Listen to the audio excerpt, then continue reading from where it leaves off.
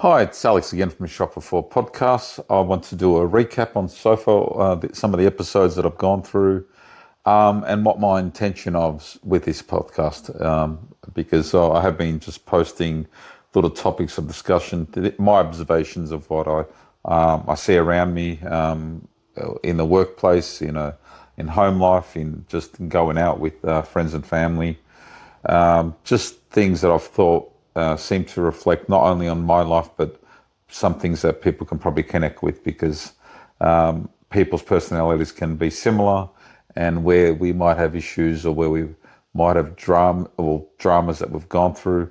I figured if I posted things that I experienced that might enlighten people in a way that they won't feel so alone in their thoughts.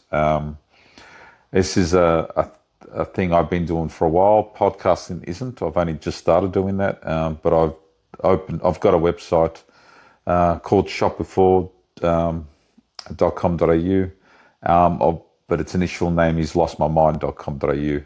I wasn't sure if people went on to Lost My Mind feeling that they didn't want to admit to sometimes feeling like they've lost their mind, and I figured I'll just create a name that would reflect a combination of my Instagram account and all these other attempts that I've done in expressing myself on these social media sites, as Facebook, Instagram, and Tumblr. So I've just called it Shotbefore, but it's pretty much grabbed the name from my Instagram account, because my Instagram account is something where it's not easy to think of an original name.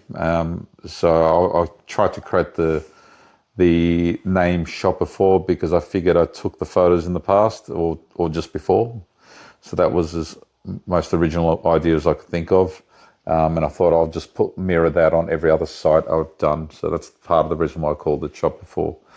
But I think one of the great philosophers said that to be happy, you need to reflect on your life, and have good friends. And if you don't reflect on your life, you're basically not dealing with the things that you need to deal with, or you're not appreciating where you are in life. So reflection is very important to be happy. So I figured by myself writing the thoughts through the day, and expressing myself on my website, that I could get that understanding. So that way, if someone was to ask me a question, I know why I think the way I do, and I don't have to sort of make something up, because I know exactly what I feel. And when I watch YouTube and see all these sort of things that pop up, it makes you want to express yourself, because you have your own opinion. And if you ignore your opinion, you're just going to be a voice that's not heard, and you will probably find your mind being a lot more cluttered. But you feel a lot more confident in what you say and what you do by just expressing yourself. So that's part of the reason why I've got all these little subcategories on my website, which is lostmymind.com.au and shotbefore.com.au, which is the same website. I figured I have two avenues of getting to it. One being the Shotbefore brand that I'm trying to create, and one being the Lost My Mind, which is actually Lost Perspective brand, but tied to the Lost My Mind website. I just figured if you're going to have a view, that you've got to have a symbol that represents who you are or what you believe in. You need to create something that if someone hears that one word or that label, that stands out to know exactly the kind of person you are, and what your thoughts are. Because putting yourself on the internet isn't an easy thing, because obviously you get people ridiculing you.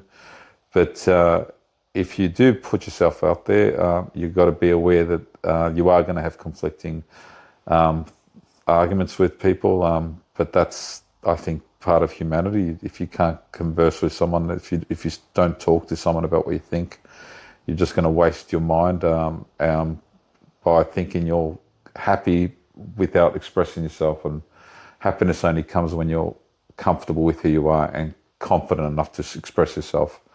So on the blog that I've got, which is sort of tied to the website, I've spoken about a whole lot of topics. One particular topic I put it out there was one of my first podcast is What is a Man?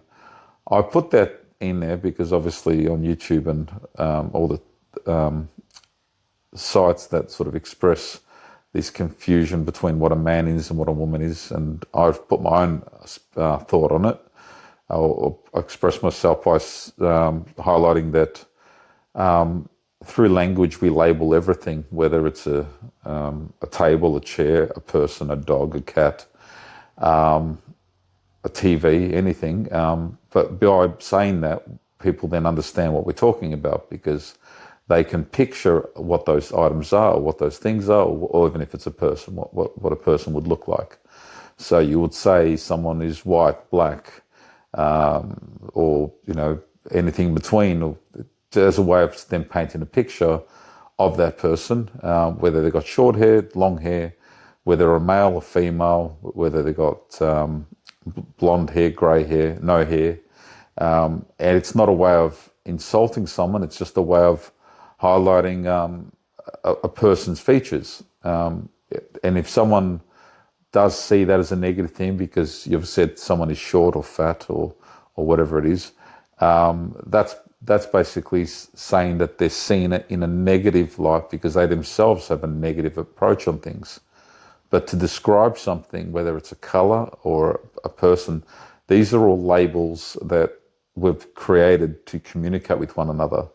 So my understanding of man has never been an interpretation of what he does or what he feels like, because it's not an easy thing to describe what you feel like, because you're constantly feeling like different things. But what you are, it was based on what I thought was considered biology, because I didn't. No one came up to me when I was a small child and said, "How do you identify, or what do you think you are?" I think I'm a man, or that then I was a boy who likes movies and games, and who likes surfing the internet, who likes doing a lot of things, but or working on my website. But there are going to be men that like completely different things. So the reason we sometimes say boys will be boys, or that's a boys thing or girls thing, is because probably more boys enjoy doing that over girls. And that does make some girls feel uncomfortable, or some boys feel uncomfortable, because some boys want to do more feminine things, or some girls want to do more masculine things.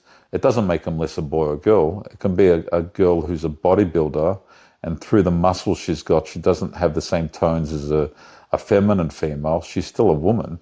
I wouldn't say she's any less a woman purely because she's got bigger muscles than me. I would just say that she's a woman who's a bodybuilder, or whose interests are this. So the reason why I said what is a man is because I've heard a lot of things where they say women are agreeable, and they figure they get offended by someone claiming they're not a woman when they feel like a woman. So I figured you don't really hear it much about men, so I figured I'll tackle it the other way by saying what is a man. So maybe if someone stops looking at it through one side and looks at the other, they'll then come to some sort of connection with most people who refer a man not on what their interests are, but purely on what their biology is. And when they're talking about women, it's the same sort of thing. And if they're talking about what a chair is, it has to have certain characteristics, or what a table is, a couch is, a bed is. You wouldn't look at a bed and then be confused that you're talking about a whole different topic.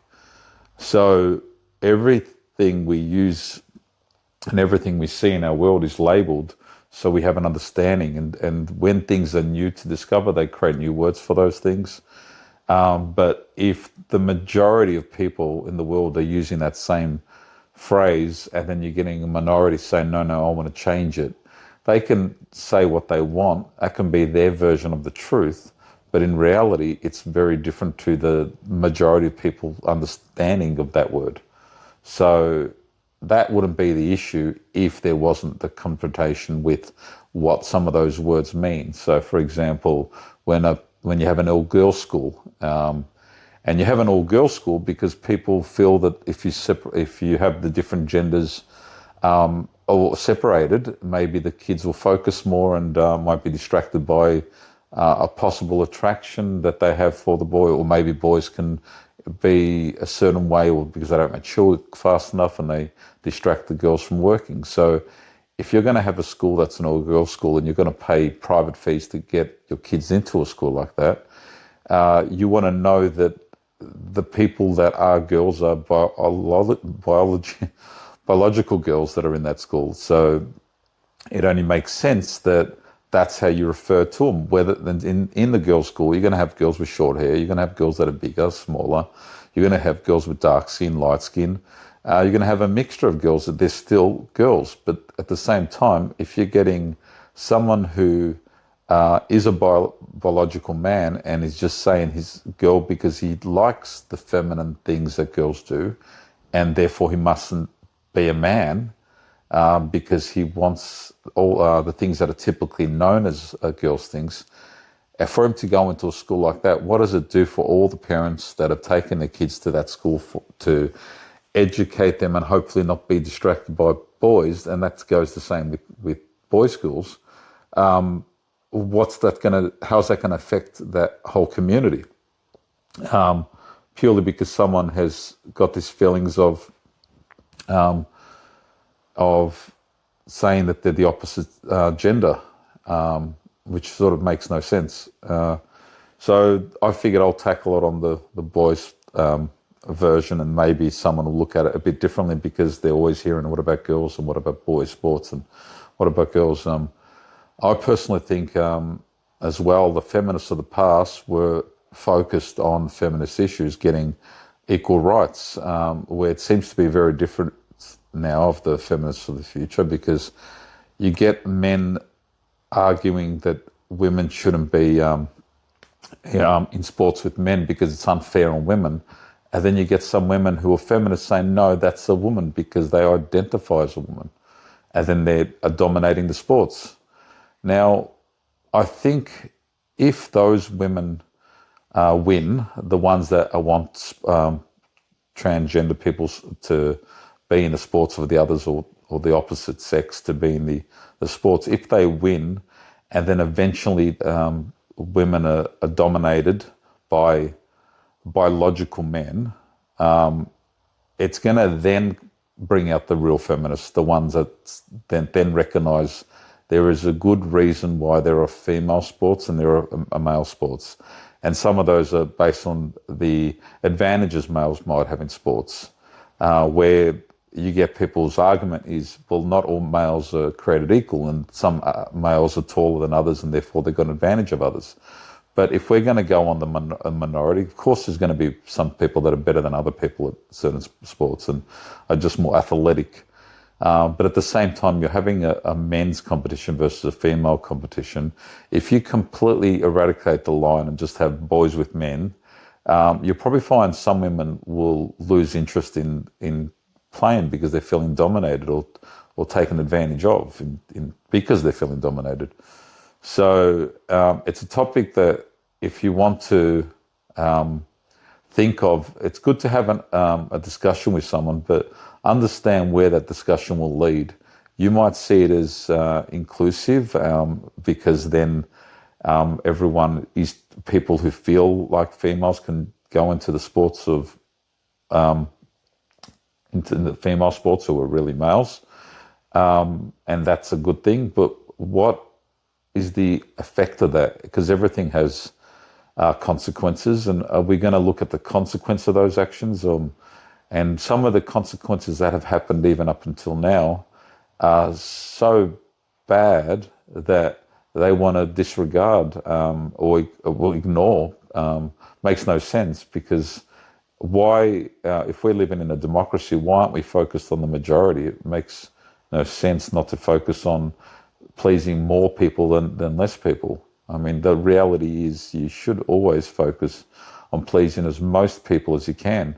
By focusing on the minority, which it sucks to be the minority, but that's only normal that it's going to suck to be the minority, because I wish I enjoyed, I wish I got my way with most things, but there are things that are just not right because my interest might not be the majority's interest. So the reality is you just do what you can. Doesn't have to be in the sort of group of being international thing, but the whole point is that there's a good reason why the genders are separated, not just in schooling, in sports, in certain things. And there obviously is going to be a time where they need to unite, but there are times that they do need to be separated. That is the healthy thing to do. So that was just one topic I spoke about in that episode. I'm sure if you go onto the site, you can read up on some of the stuff.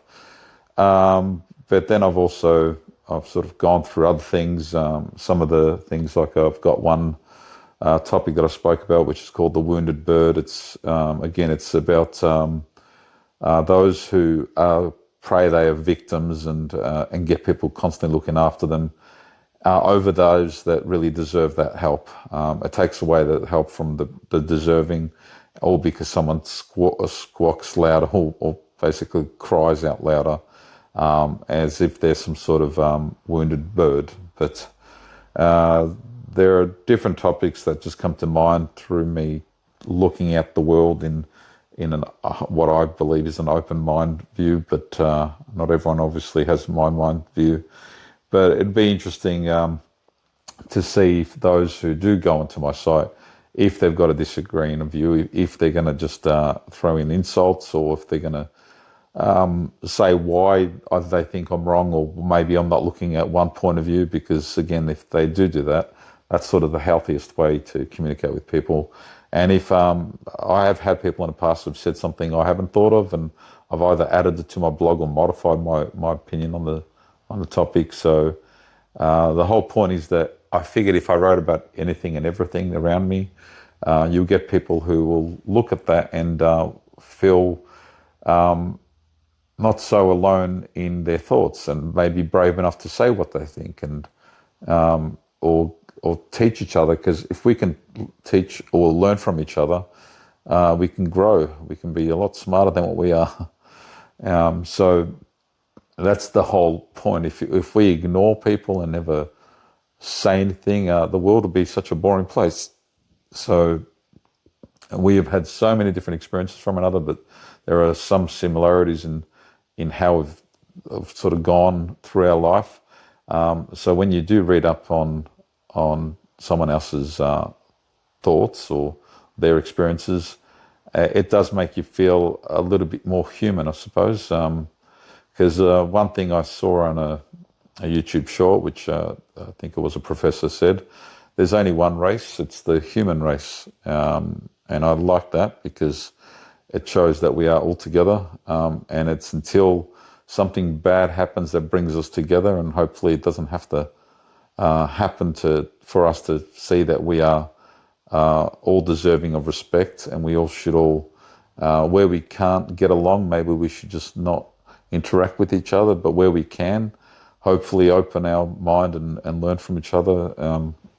That's something that is good when you do listen to podcasts that make you see something you probably wouldn't have seen. But I'm just going to continue on adding more blogs every chance I get. It's not easy when we all got hectic lifestyles.